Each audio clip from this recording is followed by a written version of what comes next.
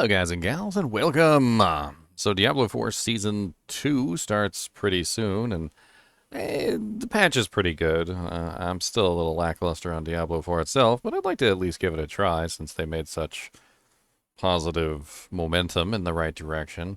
Not entirely sold on the Vampiric Powers and such, but I'm on Diablo 4.life and I'm building some characters here. And I'm making out Summon Necromancer. So in the patch notes, there was a lot of changes to the summons. A lot of changes to the summons. More than I could probably sum up in just like a very short period of time. I mean, they did things like consolidate the thorns. They made it so that the minions will stop attacking like invulnerable monsters. There's fixes across the board, like the minions' damage is now calculated properly when wielding a shield, and tons of other issues that had been plaguing the Summon Necromancer, as well as some buffs like making Death's Defense passive and adding a new Death's Defense and a whole bunch of other crazy things. I mean, it's nuts. So when I saw the patch notes, I was like, hey, you know what? I want to try building a Summon Necromancer again for the first time. Really, like, because obviously it really hasn't worked out quite as well in the past. You always had to go with like something else, but I wanted to see what I could do. So I'm going to go over my Summon Necromancer here, and we're going to talk about what I decided on and, well, like what we got. Let me see if the the Blood Moon breaches are in here now. Good. So let's update that. Because that is something that was supposed to be in there, but I didn't have them. All right, so let's go over the skill tree first. I feel like the skill tree is always the most important. And let's start with our basic skill. So right off the bat, we had to choose between one of two darkness skills, and I ended up going with Reap. And the reason why I ended up going with Reap is because I'm going to be using the Hellbent Commander buff here, which is the one that gives you a 30 times multiplier for your minion damage when you are close to them. This way, as long as I'm close to my minions will be dishing out more damage, which is what I want.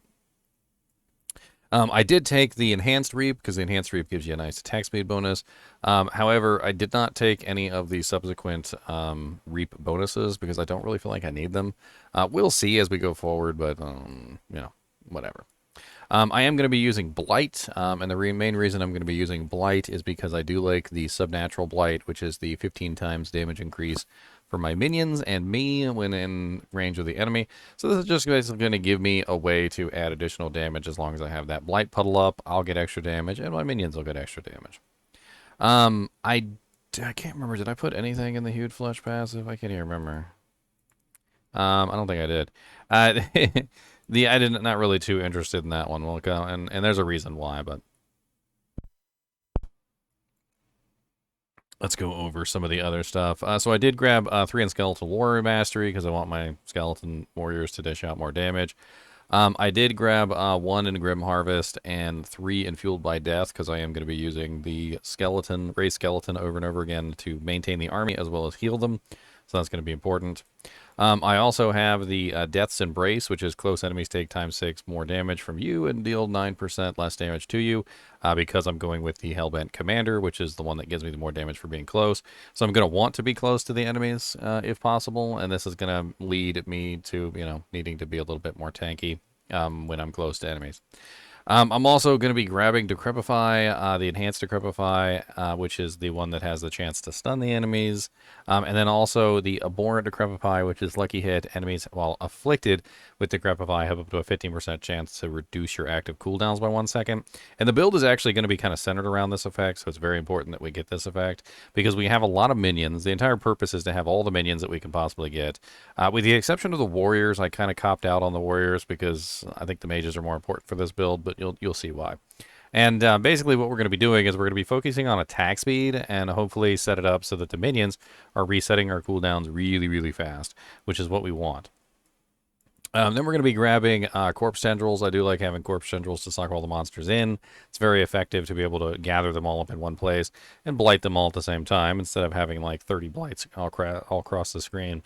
Now, we did not take the one that made the enemies vulnerable, and there's a reason for that. Well, they changed Blood Orb so that Blood Orbs will now heal your minions for 15% per Blood Orb passively. So if you choose the Blighted Corpse Tendrils and you grab that, then you're going to get basically free Blood Orbs. and once you get the free blood orbs, you can walk around healing your army with them. So it's just another way that I can potentially try and keep the army alive more, and also gives me a little bit of sustain in the process as well. So obviously the blood orbs are also going to heal me, which is not bad. For Fortify, I did go with Necrotic Carapace. We should be generating lots of corpses, so we should be able to get lots of fortification. They also made some major changes to the way that Fortify generates now. Instead of generating based on your base life, it generates based on your maximum life now, which was a pretty sweet change. On top of that, I'm also going deep into the Shadow Tree, and the reason why I'm going deep into the Shadow Tree is because I'm going to be a Shadow Necromancer in combination with the summons. I'm going to be using things like damages enemies with darkness skills, increases your movement speed. I got 1 point in that. And then I take that into the Gloom, which is when you damage enemies with darkness skills, they take ×6 increased shadow damage from you and your minions for 2 seconds. And the and your minions part is going to be really pertinent here because we have a lot of shadow damage coming from our mages, which is going to be important. I also have the one that gives me increased multiplier versus chilled and frozen enemies, and this is going to become very apparent why I want the chilled and frozen later on, but we'll cover that when we go over the gear.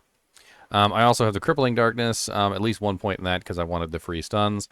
It doesn't necessarily have to be the longest stun in the world, I just wanted the free stuns, so I did put 1 point into that. We also have 3 points in Golem Mastery. Now this one in particular I could flex on a little bit. I wasn't specifically trying to go deep into the golem itself. I mean, obviously I want the golem, but we'll determine how useful the golem actually is. And there's also a possibility that the golem could get sacked in this build. Not necessarily because he's useless, but because I might want another skill on the bar. But the skeletons definitely have to stay. I do go with Army of the Dead, and Army of the Dead is crucial to this build, and I'll talk about why Army of the Dead is crucial to this build as we go over the equipment. And I grabbed the passives for the 100% chance to leave behind a corpse. That was a change that they made in the patch as well, is that now it's a 100% chance to leave by a corpse when they explode. We also, this one is very important, which is the Army of the Dead also raises your skeletal warriors and skeletal mages. So anytime my army is, lackluster, having trouble, whatever it may be, I can resurrect the army at any time by tapping my Supreme Army of the Dead from the Army of the Dead cooldown. This way, I don't have any situation where my army is ever dead, because even if they do die, I can just simply press the Supreme Army of the Dead and resurrect all of them. And thankfully, due to the way that I'm going to be setting up my character this season, the 70-second cooldown is going to be diminished severely, and we'll be talking about that as well. I'm also grabbing Inspiring Leader, which is after you've been healthy for at least 2 seconds. You and your minions gain 12% increased attack speed. This is very crucial to the build because the build is based around attack speed. I'm grabbing the Hellbent Commander, as I talked about earlier, for the close damage because I'm going to be in there with them. And I'm also grabbing Death's Defense because I want my army to be ridiculously tanky. So they're going to get the additional armor and the additional resistance to elements on top of the passive Death's Defense that they, like I told you guys earlier, they took it away, but they made it into a passive ability, so all minions just have the rank 3 Death's Defense now. And now you get a new Death's Defense. I did have 1 point bonded in Essence, and I might put 1 point back there. And in fact, I could probably take 1 from the Golem and put it there. It really depends on how I want to set this up.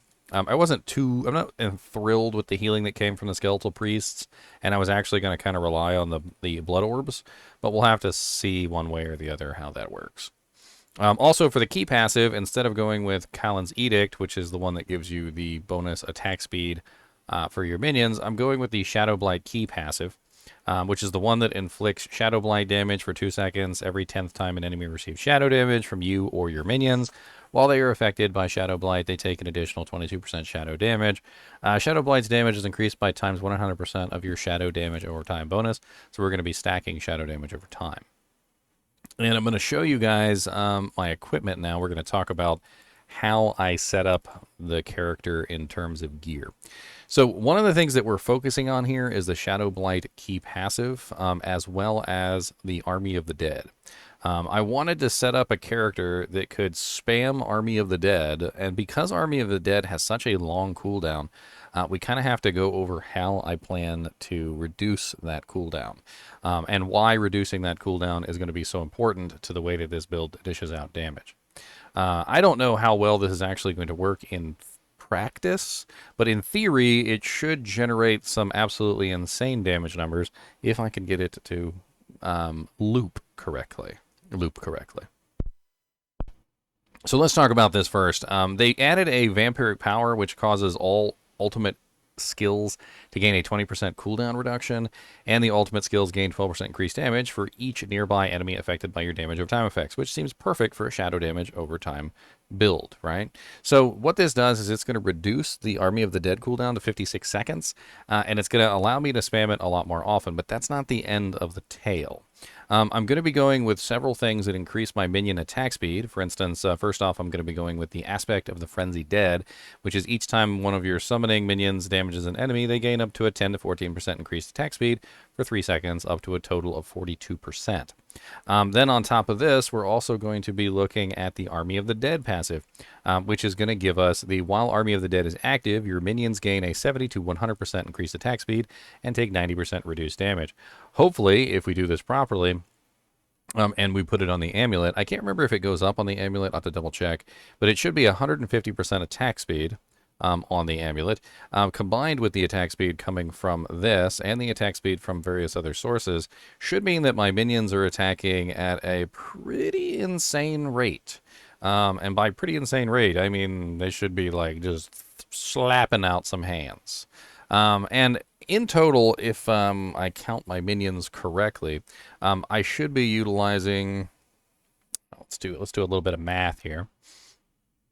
So we have skeletal warriors, right? So we've got our skeletal warriors, and I'm also running the upgraded warrior, which is going to give me a total of what is that? I can't even remember how many skeletal warriors you get. Base. The number of skeletal warriors base is... Can you remember? And they call me a YouTuber. It's 4 initially. So I'm going to be using the 5th. And the reason why I'm going to be using the 5th is because I want as many attacks as I could possibly get. So you're going to be looking at 5 skeletal warriors. I'm also going to be running the Vicious Aspect, which is going to give me 2 additional mages. And you only start with 3, so I'm going to be looking at 5 mages, which is going to bring me to 10. And then I'm also going to be running the Golem as well, which is going to bring me to 11. The other thing that's going on here is that I'm also going to be running the mages get an additional attack every 4 attacks. Which means I'm going to have a pretty large number of attacks going on. So if we were to multiply this out, you could say, for instance, I have 11 attacks per cycle, right? Because the skeletons are attacking, the mages are attacking, the golem is attacking, right? So 11 attacks per cycle. However, we have to count in the fact that the mages are going to be getting a free attack every 4th attack, which actually makes for 6.25. Believe it or not. So if you actually run this out here, so it's 5 mages, and then you multiply that by 4, which gets you 20 attacks every 4 times, and then every time they attack 4 times, they get an additional 4th attack, which means 5 more attacks, and then we divide that by 4, and we end up with 6.25 attacks per rotation, which isn't too bad. So we take that 6.25 and we add in the 5 skeletons and we add in the 1 golem, and we have about a total of 12.25 attacks per second. Now, what we're going to be doing is we're going to be using the Blood Moon Breaches, and the reason why we're using Blood Moon Breaches is because it has a chance to just curse the enemies automatically.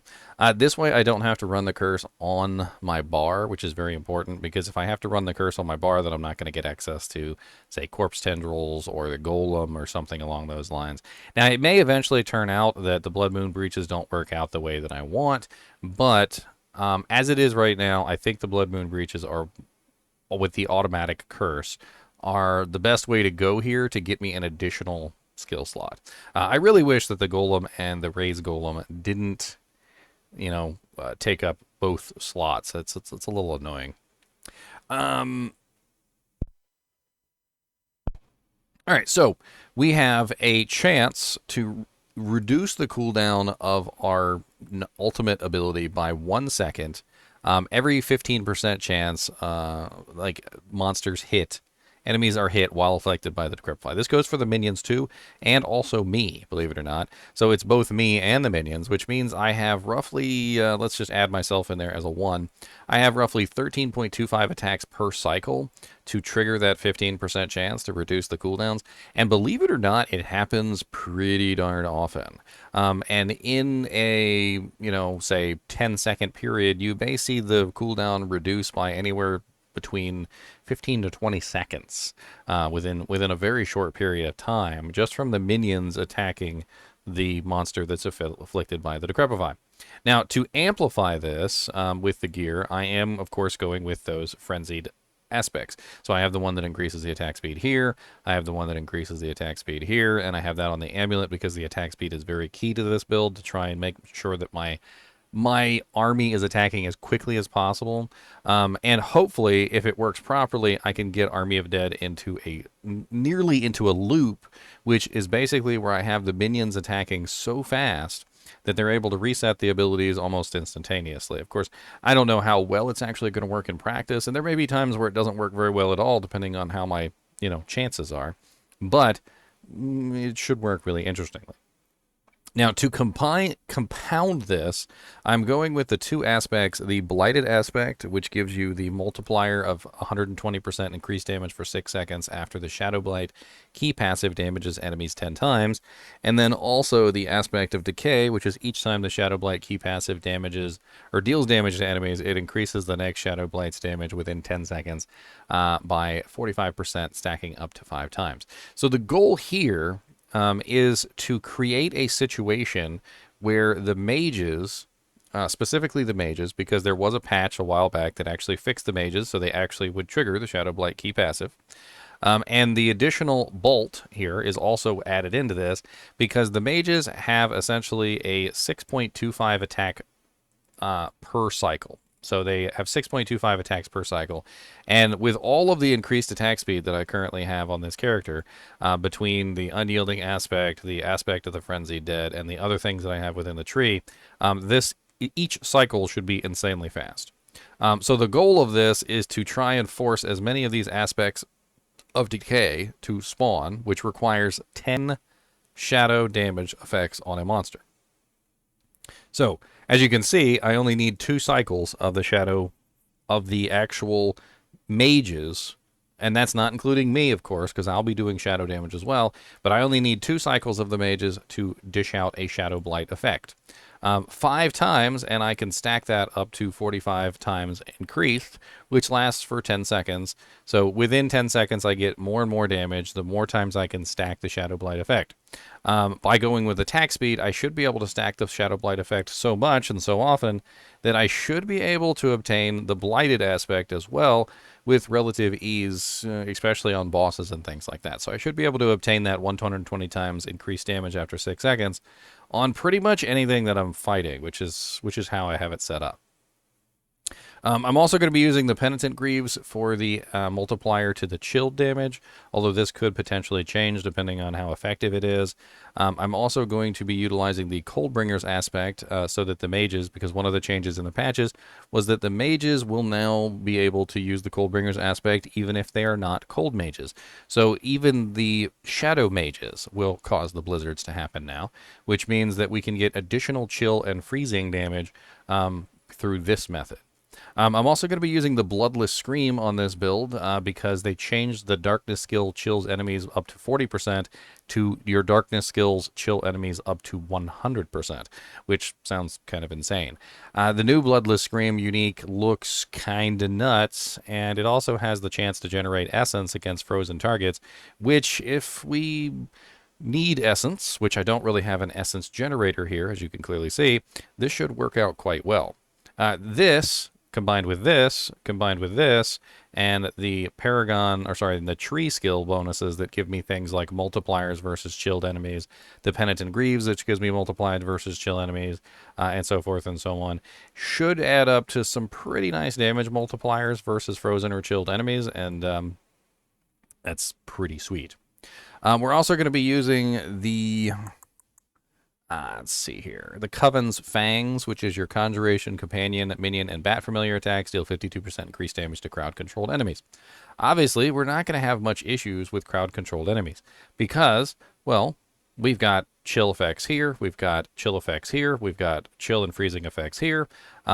We've got multiple different crowd control effects. We also have the Blood Moon Breaches, which will hopefully give us our free Decrepify Curse, which is going to give us the effect that we're looking for to reduce the cooldowns and so forth and so on. And between all that crowd control, everything should be crowd controlled essentially all the time, which is a pretty decent one. And then Lucky Hit, your Conjuration, Companion, Minion, and Bat Familiars have a 30% chance to inflict the Vampiric Curse, which is going to come in handy for one of the other abilities. I'm also going with the Hectic, which is for every 5 basic skills you cast, one of your active cooldowns is reduced by 2 seconds. This is another compounding way to reduce the cooldowns of the Army of the Dead. So basically, I'm going to be utilizing Reap an awful lot in my build because it gives me the damage reduction, so I'm going to want to make sure that I'm spamming that when I'm close range. And every single time I use Reap, within, what is it, for every 5 reaps, I gain another 2 seconds off the Army of the Dead. And Corpse Tendrils cooldown will get reduced as well, which is certainly not terrible. I figure this is a pretty good play for how I'm trying to spam Army of the Dead with basically masterful proficiency. I'm also going with Domination, which is you deal 24% increased damage to enemies who are stunned, immobilized, frozen, or feared. If they are also injured and not elite, they're instantly killed. So this gives me a way to just kind of take out targets that are not elite. I don't, that way I don't have to have any of that execute elite or execute stuff on my equipment. Also, Flowing Veins, you deal 60% increased damage over time to enemies that are moving or affected by a Vampiric Curse, which goes back to the Coven's Fangs. For my jewelry, this may change because the resistances are so crazy. Like, for instance, if I'm fighting Duriel, I might just put 3 emeralds. If I'm fighting, the Beast of Ice, I might just put 3, sapphires for ice resistance. This is going to change depending on what fight I'm in, and since they made it so ridiculously easy to change the jewelry gems, I mean, it's just, it'll be highly customizable depending on the fight that I'm in. I'm going to be going with sapphires because I do have the Necrotic Carapace, so I'm going to get the damage reduction while fortified. Hopefully I can maintain that. If not, I might go with something else. We'll see. Maybe rubies for HP. It might help with the fortification. I don't know. But we'll see on that. For weapon, definitely the amethyst for damage over time. And that's pretty much it for the equipment and the skill tree. Let's take a look at the Paragon board. I forgot to talk about the golem. So I did choose the golem makes the enemy vulnerable because that's one of the things that I don't really have in the build right now is a vulnerable option. So I figure the iron golem can just be my vulnerable option. So let's go to the Paragon board. And I very loosely ran the Paragon board. I didn't go like full into it trying to like min-max everything. So let's just talk about some of the nodes that I did pick up. We'll hit the highlights. So first off, I went with the Dead Razor, which is whenever your minions deal damage to an enemy, the enemy takes 1% increased damage from you and your minions, up to times 12 for 10 seconds. This one is really nice because it just gives you additional... It just gives you additional damage to pretty much everything for having minions. This one actually needs to be moved. I just noticed that it gives bonus to the minion stuff, which I'm pretty sure we need to move it like over here. So we would take the... Yeah, we'd take the mage one here. And move this one over here, probably. And the Dead Razor could get moved over here. It's just a matter of placement, because this one gives bonuses to the minion bonuses. So this is like minion damage here, and this one is damage reduction for minions. So you definitely want to put the Dead Razor one over here, and I didn't. I'm also grabbing the mage one, because the mages are a pretty big part of my build. And this gives them... an increased 20% damage, and also gives them resistance to all elements. It just makes sense because the mages are like the linchpin of my build. I'm trying to make sure that they're spamming as fast as they can, and if they're dead, they're not spamming. I'm also going with the control, which is you and your minions deal times 10 increased damage to slowed or chilled enemies, again compounding on the fact that I'm building a slowed freeze/chill build, which should be really interesting. For legendary affixes, I did go with the... Where are you hiding at? The Wither, which is your shadow damage over time. Effects have a 5% chance to deal times 50 bonus damage. Each time they deal damage, this chance is increased by times 1%, and bonus damage is increased by times 4% for each 40 willpower you have. Over here, it ended up being the Scent of Death, which is always nice for the damage reduction. Or the damage increase, whichever way it rolls. I actually like that passive. I went with Scourge over here, which is for every 5 willpower purchased within range, you deal 10% increased shadow damage over time. And then also your minions, you and your minions deal times 10 increased damage to enemies affected by shadow damage over time effects.